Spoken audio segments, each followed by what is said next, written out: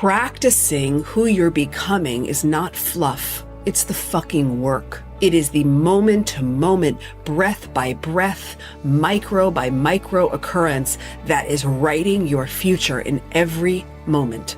And you are always practicing something, just like you're always manifesting something.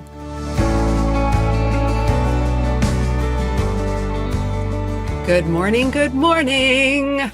Welcome back to another phenomenal conversation here on the School of Becoming podcast. Oh, this is so juicy. Whenever I come and hang out with you and talk to you through the lens of something that I experienced, I know it's going to be hot and juicy. So turn the volume up. Make sure you have your coffee or your tea. If your kids are around, go duct tape them to the wall or tell them you're not available because this one's going to hit. So I'm going to walk you through something that when I was actually in the experience, my body knew that me coming in here to speak to you was why the moment was being given to me, right?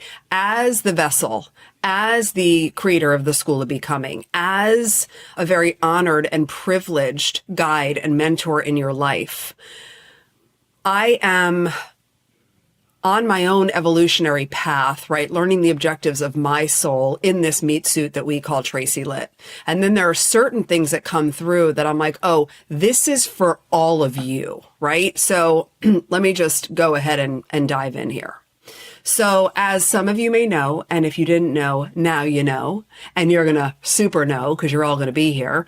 We are in the middle of renovating the gorgeous 1938 cottage on our property of our new home in downtown Delray Beach, and we are renovating her into the Becoming House. I had dropped an episode recently about how I played with the universe and manifested this physical in-person sanctuary for the work, for you, for me, for all of you that are going to come for VIP intensives and retreats and workshops. And it's just so delicious. I'll also make sure that the wait list, to put your name on the wait list to come to the Becoming House, is linked to this episode because we're going to be making announcements for things soon, right? But this environment, the Becoming House, is the most literal, tangible expression of what we do so phenomenally well together inside the School of Becoming. So she matters greatly, right? And we're renovating her to make sure she is more sacred, more stable, more space, more openness, more capacity, more aligned energy to hold all of you. So here's what went down. There was an archway in the original footprint of the house, and it was dividing what would be like the living room from the dining room area.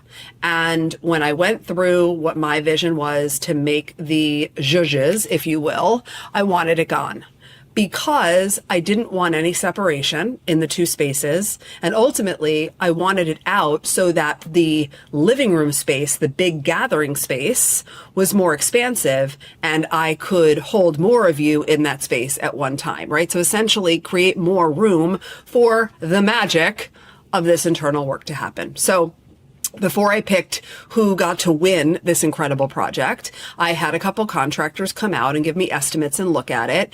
And at that time, I remember that two different people had said, no, that archway wall, you should be good. That's not load bearing, as in you can take it out and it won't minimize the integrity and the safety of the entire cottage, right? So great. I could take the archway out. I'm the happiest person alive. Let's go. So now we started demo. We've been in the process for a couple weeks. I'm going to have another episode about God and the universe wanting the Becoming House so bad that you have never seen construction move so fast, like speed of fucking light. It's been 2 weeks and we are close to finished. It's crazy. So anyway, one morning I walk in and the archway was gone, but in its place were all of these beams. So they had taken out the archway, but then they had put back thick beams running across the ceiling and 2 more beams kind of protruding out of the walls on either side. Now, which for those of you that are paying close attention, almost completely defeats the purpose of me removing the archway in the first place, okay? So I'm standing in the middle of the cottage and I'm looking at it, and standing with me is my GC, his project manager, and the project manager's lead guy. So I've got the 3 of them and me, and they're working on it. And I say something to them about it, and they say to me, no, you need this. It's structural. It's load bearing. We can't take it out. This is important, right? Like things like that, really like cementing in the work they had already done and kind of fighting for their cause. Okay, fine. And I think the best of everyone because I believe in everyone and that no one intends to, I know this. No one intends to come off a certain way. So I don't want to say it's mansplaining, but kind of. Because what ultimately they were saying is, because I was like, it's not load bearing, I don't want the beams, and we're having this conversation. And they said, well, okay, fine. Like if you want us to take it out, that's fine. It's up to you, and you can deal with the consequences. Like, are you sure you want us to take it? Because we'll take it out if that's what you want us to do, but that's going to be on you. Said with that kind of energy, that like flip, dismissive, fast energy that's meant to make you feel like stupid, like you shouldn't have questioned everything and you should sit down now, okay? And here's where it gets really good. Because this is where, quote, the work shows up in real life. What work am I talking about? Our work. The work that the School of Becoming is literally here to provide. The internal infrastructure work, the expansion work, the capacity work, the identity evolution work. So while they're talking to me, now I want you to imagine, right, they're talking to me and they don't know that I am having a whole different internal experience, but I know in my bones that that archway was not load bearing. I know it. I know I had already heard that we were good to go. My power knows it. And while I'm knowing that, I'm also noticing what's happening inside of me that I'm going to name for you because I know you have felt it too. And before I explain it, this is part of what makes you tapping into this work, our work, so important because it is my level of mastery and skill of my interoception, which is my ability to sense and know what's happening inside my body. Not what I think is happening, but the actual sensory experience. So I'm standing there and they're talking and I sense there's a flutteriness inside. There's this like fawning sensation, right? That old familiar pull that kind of sounds like, Trey, don't make this a thing. You don't want to be bitchy. You don't want to be misunderstood. Like, you don't make it difficult. They already put the beams up. Like, is it that big of a deal? Right? That whole thing. And I heard that voice. And because of the evolution I have had this past year, and you might have heard, we put clips on social about this, I heard that voice.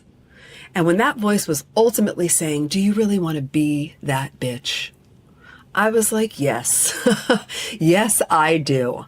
Because I am here to fucking lead. I am here to actively practice my power. I am not available for the parts of my very loving but old identity to come in and perpetuate any semblance of shrinkage or avoidance or people pleasing or control or any of it. This is about grounded whole power, right?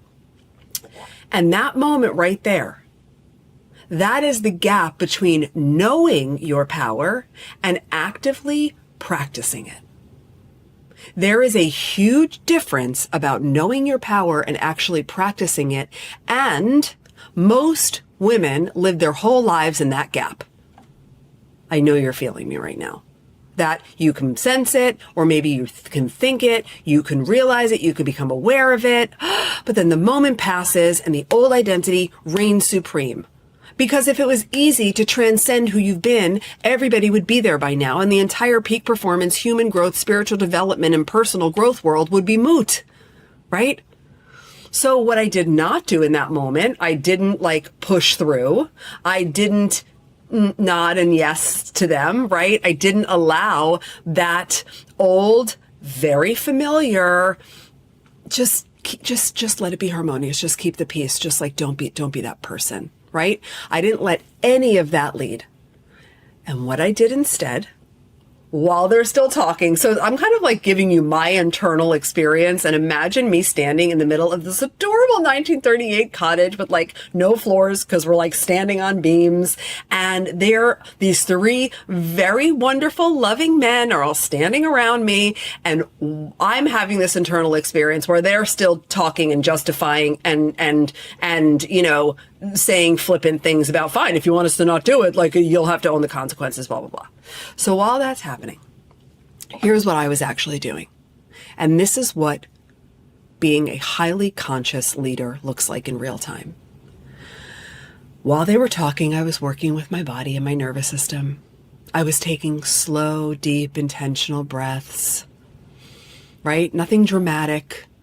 I wasn't tapping on my face while they were talking. I was just being with myself, noticing, creating the safety that my nervous system was asking for, that would allow the fawn response to get quieter, right? Just really being with myself, internal regulation, soothing those old identity parts that were starting to surface. Also, leaning on one foot a little heavier than the other, and I'm pressing it intentionally down through the beam that I'm standing on because I am actively moving energy, right? These are all like practices that I teach you when you come into the work. And I'm ultimately creating the safety inside my body so I could step up into my full power and act from it, so that I could let her lead instead of the old identity that was coming through. And from that place, I simply said, calmly, clearly, directly, unapologetically, okay, guys, I hear you. Stop what you're doing. Someone go get a ladder. I'd like two of you to go up separately, look above where this archway was built, and come down and confirm to me in no uncertain terms whether or not this load is or is not load bearing. And they were not happy about it. They were not shitty about it, but they had just done a ton of work, and they went and got the ladder, and I stood there and I did not give one single fuck because I'm her. And they went up one at a time and then came back down and looked me in the eyes and said, you're right. It's not structural. It's not load bearing. To which I said, thank you. Thank you for moving through this exercise with me. Now, please undo the work you did and take the beams down. And they did. And now we have a luscious, open, unobstructed space that you're going to come enjoy. Now, let me gift you, as I always do, because I know you're already getting it. Whatever you needed from that story, you have already received. And I'm a teacher, baby. So let me extract what I want to highlight for you, right? In lessons, if you will, okay? Lesson 1 of this moment. There is a gross difference between claiming your power and practicing it. Just feel that. I know you have claimed your power 1,000 times, but then it kind of fades back because you're not in practice of it. Most women that are leading the way that you are, you have the knowing, right? You feel the truth in the body. The gap isn't the awareness, it's the practice of it. It's the absence of the implementation. It's choosing to act from the power when every old part of your identity is pulling you towards what was more familiar, which is typically either shrinking or over asserting, right? There are always going to be people in the room who sound more certain than you feel. Hello? Shall I say that again? There's always going to be people in the room who sound more certain than you feel, that are going to try to use authority or volume to override what your knowings are, right? So the question is, how much do you trust yourself?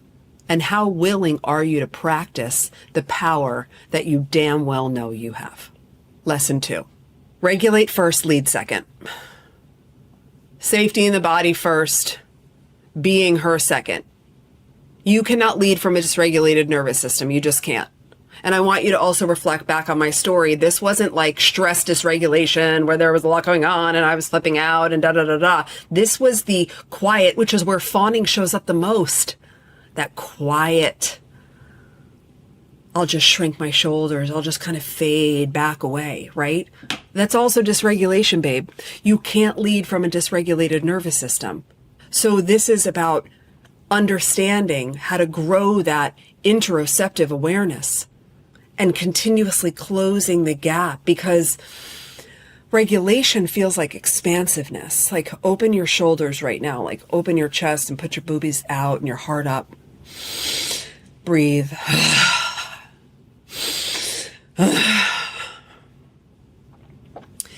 A regulated state feels like an expansive state. And when you really, really commit to being a highly conscious leader and you're cultivating this as a skill, because it is a skill, you are so good at noticing internally when you went from this chill, open, expansive state to like, ooh, that's interesting. What was that? Ooh, there's a little tightening right there. Ooh, there's a little buckling in my knees. Ooh, there's a little, my heart rate went up. Ooh, my shoulders are kind of curling up, right? Just these things that we notice. Because when you commit to being a woman who has a profound depth and heightened sense of mastery around your ability to interoceptively notice, like I said, what's happening inside, then you can regulate first and lead second, right? You can give your body safety first and then practice being her. So that's lesson 2. Okay. Lesson 3. In this case, it was a fawn response that was starting to come into play, right? That I was starting to notice. But any of your survival responses, right? Your trauma response, if it's a fawn, if it's a fight, if it's a flight, if it's a freeze, all of that is your old identity trying to protect you from the incredible depth and breadth of your power. I'm pausing here on purpose. That response that is so familiar to the old identity is actually trying to protect you from the fact that you are powerful beyond measure. Thank you, Marianne Williamson. And to be a woman who doesn't just claim her power in breakthroughs and proclamations, but actively is her embodied power. It's really important that we recognize that we don't get to have both. If we continue to let the patterns of the old identity reign supreme, no matter how well-intended you are, no matter how much you want it, then the woman you're capable of becoming will never actually make manifest. So this is about recognizing that, and in this case especially, that like don't rock the boat feeling that was essentially coming over me, coupled with I don't want to be that bitch, I don't want to be too much kind of stuff. That's just the interference. And you have the ability to not only recognize it, but you have the ability to practice your power anyway, just like I showed you what I did and how I did it, so that you can continue to practice the evolved identity, right? And then the last lesson I would say is that you have to be in practice. You can't post memes about that it's all about identity. You can't just have an awareness that it's about remembering the truth of who you've always been, coupled with the design and the knowing of who you need to become to experience the luscious, fulfilling life, business, leadership, intimacy, relationships that you're capable of, right? This isn't just like, that's cute, future self work. It's not. Practicing who you're becoming is not fluff. It's the fucking work. It is the moment to moment, breath by breath, micro by micro occurrence that is writing your future in every moment. And you are always practicing something, just like you're always manifesting something. So are you practicing who you've been, or are you practicing who you're becoming? And I'm going to leave it right there, because it feels complete. And I am elated that the universe was so good to us that delivered us this story so that you could have the experience you just had that coincides ideally with letting you know that the wait list for the Becoming House is officially open and available. Head to the show notes so that you could put your name on the wait list for when we announce everything that is going down and be the first to claim your spot and to come home. Inside of the walls of the Becoming House, you are going to find everything you need to be grounded in your truth and expand into your unlimited potential. I am creating space for deep somatic and emotional processing, room for my mad scientist cathedral thinking, high-level strategy and creation, meditation and movement and luxuriousness that screams you matter and that you are an incredible receiver. An outdoor sanctuary beneath the towering mango tree where you can breathe and connect and remember that you are part of something infinite. Remember who you are. At the Becoming House, we are going to do all kinds of magical things. I'm going to host VIP one-on-one intensives, intentional, geared up, intimate, multiple day retreats on different topics. I'm going to be doing founders dinners and workshops, special guest events with the incredible leaders and friends that I trust and respect.